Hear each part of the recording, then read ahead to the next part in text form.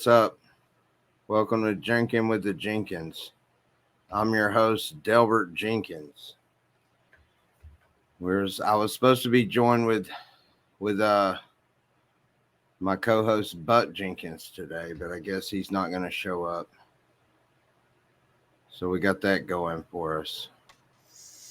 Surprise! Holy Look shit. who's back, Delbert. Why? Just like, what's hell going yeah, on? boy! I done rose from the dead on Memorial Day, just like Jesus on the 4th of July, boy. I don't think that's the days that happened. Read your history books, son. Don't question Jesus. It happened. It's in your history books. He rose up on the 4th of July, came back, and fought for our country so we could have, hamburgers and barbecue on 4th of July. We ain't turn this into that. This ain't a history podcast, Delbert. What are you doing? Well, Where the hell you been, man? I've not been doing nothing, man. Hanging out, doing the same old thing as always. I seen Naomi and Sally and them the other day, and they said you was in jail.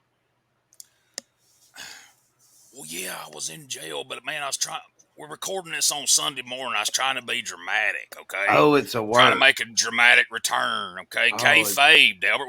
Did you forget how to kayfabe's while I've been gone? I got you, my bad. You apparently forgot a lot of stuff. You ain't come visit to me one time that whole time I was locked up. I didn't know you was in jail. I gave Pamela $20 to put on your book. Well, I do appreciate that. I was able to use that for some things. But I want to know why. So, that lowlife, that piece of shit, Gene Jackson, stole my identity. He was so jealous that I was getting all them. You know how I got us all them comedy bookings, me and you? Yep. He was so jealous that I was getting all them comedy bookings and his ass couldn't get booked nowhere because he ain't funny.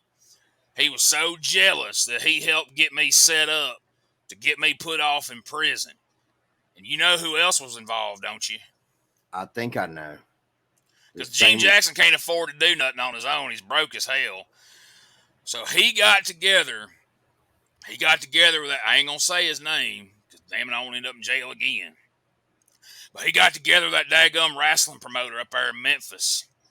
You know, the one that me and you blew the lid off the story that's a wig he wears. He had a side piece. He's telling everybody. Side piece right there on top of his noggin. Right on top of his dang head right there. And we told everybody, we had wrestlers off his own TV show on our show telling everybody that he done wore a wig. Next thing you know, I'm in jail. And when I go to jail, next thing you know, that damn Gene Jackson, he started off trying to rip me off. He started off in impersonating me, right? He was coming out there, and he's wearing a wig, and he's trying to do my voice. He's telling all my jokes. I got to write new material if I ever do comedy again because he stole all my damn jokes. And then look at this right here. Now, he's so damn lazy, he quit wearing the wig. He's wearing mirrored sunglasses. What was this, 1986? Look at this dumbass with his mirrored sunglasses. And everybody knows Whitey Jenkins ain't never cutting his damn... Look at that luxurious hair right there. Why would I ever cut that off? And then he decided that wasn't good enough to just steal my identity and try to impersonate me. He goes on that Charlie Sanders podcast.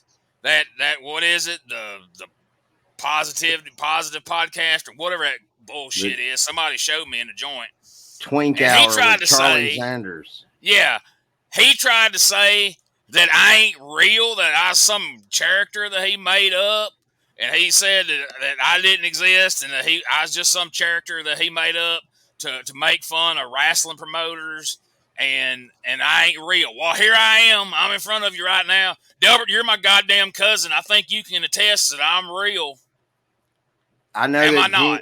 You're real as can be. We've been cousins a long time, ever since I can remember. They said we've been cousins most of our life. Well, Gene says you wasn't no count, and I shouldn't hang out with you no more because they caught you down there stealing playground equipment. I was taking it to the less fortunate children's. Oh, yeah, they had all this fancy Dan playground equipment at the fancy playground where all the little rich kids go, but all the poor kids down at the trailer park didn't have nothing to play on but rusted out broken tricycles and playing with broken glass. So I go and try to be Robin Hoods and steal, or I'm sorry, liberate playground equipment from the rich kids, take it down there to the poor kids, do something nice for the community, and then what happens? Him and that wrestling promoter set me up, man. Got me put in prison for trying to do the right thing. Well, what are you doing now? Are you paroled out? Are you on probation or I'm out. anything? That's all I can say about it is I'm not in there no more. We ain't got to get into all the particulars about it, but the important thing is I got out. He stole my Facebook. He turned that into so okay, let's talk about that before we get into all that.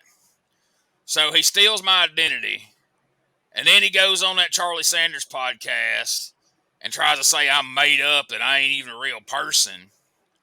And then he changes my name to Buck Jenkins because he was afraid that somebody was going to think he was, because of the name Whitey, he's going to think he's racist and he couldn't get booked using my Yeah, gimmick. but didn't you borrow some money from Gene and didn't pay him back?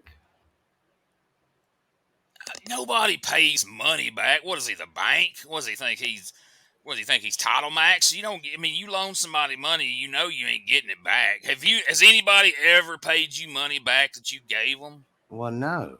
Well, no, that's stupid. If he thought he was getting his money back, he's a bigger mark than I thought he was. He's stupider than I thought. Hold on, let me take a swig of this Jack. Do you know Gene Jackson don't even like NASCAR? He don't like NASCAR. He don't like wrestling no more. Hell, he talks shit about wrestling. We're gonna get to that too here in a minute. He talks shit about wrestling. He don't think female comedians are funny. He's a terrible person. That Gene Jackson had something to do with the disappearance of Shane Mako? I think that Gene Jackson and that Charlie Sanders and that little feller, whatever his Morgswoggle or whatever they call him, I think they all had something to do with the disappearance of Shane Mako, and we're gonna talk about that too, man. I got a lot. We ain't gonna get all of it in on this show, but eventually we're gonna cover all my theories and conspiracies. Gene Jackson's a terrible person. He tried to convince people that I wasn't real because he thought they had me locked up for good. He didn't expect me to be back. But as soon as I got out, I contacted the only friend I got, producer Smokey. And producer Smokey said that Gene Jackson, his old lady, was going to be gone this morning, so he snuck me in here to his room full of wrestling shit, even though he don't like wrestling no more, it seems like. He snuck me in here to do this podcast. And when I see Gene Jackson, I'm going to beat his ass, you best believe. He's got it coming. I can't believe anybody ever thought that he was me. I mean, Gene Jackson's fat. How the hell would you think that was me? If I was you, I'd wait on Gene Jackson, and as soon as he popped up, I'd kick him right in the beanbag. Oh, I'm going to. I'm going to go up. I'm going to him like, oh, good job. You stole my identity. Take a bow and smack him right in his nutsack right there. When he's down on his knees and he's holding his girls and he looks up at you and he says, why? You say, you know why. You know why, Gene Jackson. Fuck you, that's why, you fat bastard. But he was jealous, man. We was getting ready to blow up in comedy, man. We was getting ready to start touring. We were fixing to blow up, and he couldn't stand it because he couldn't get booked like we did. Because he's one of these losers. He's one of these ex-wrestler losers that can't get booked on real comedy shows. All they do is damn open mics. They get on anybody off the street can get on an open mic, and then they get on Facebook and brag, oh, I got a comedy booking here on so-and-so day. You ain't got a booking. You on a damn open mic. Anybody can get on. My damn cat get on a damn open mic. That ain't nothing to brag about. So you're telling me that anybody, like, you just walk up to the place and tell them you want to get on stage and they'll let you get on there? Yeah. Anytime, all you got to do, you can send them, you can show up for one, or you can send them an email like, hey man, I'm going to be down there at your place on so-and-so date, and then they send you back an email that says you're confirmed, and then these people go share it on Facebook like they're goddamn Jeff Foxworthy now or something. I'll be damned. I didn't know. Freaking I thought it ridiculous. was like a lottery. I just thought they were lucky people. No, they ain't shit. He done stole all my damn jokes. If I ever want to do comedy again, I'm going to have to write new material. But you know what? I ain't even worried about comedy right now. Because me and you are going to be bringing back OWF. We're going to get the wrestling going again. But I want to ask you something, Delbert. You ain't exactly innocent in all this. You know I've been telling you for a long time that I want to start a wrestling-related comedy team. And I was looking for people.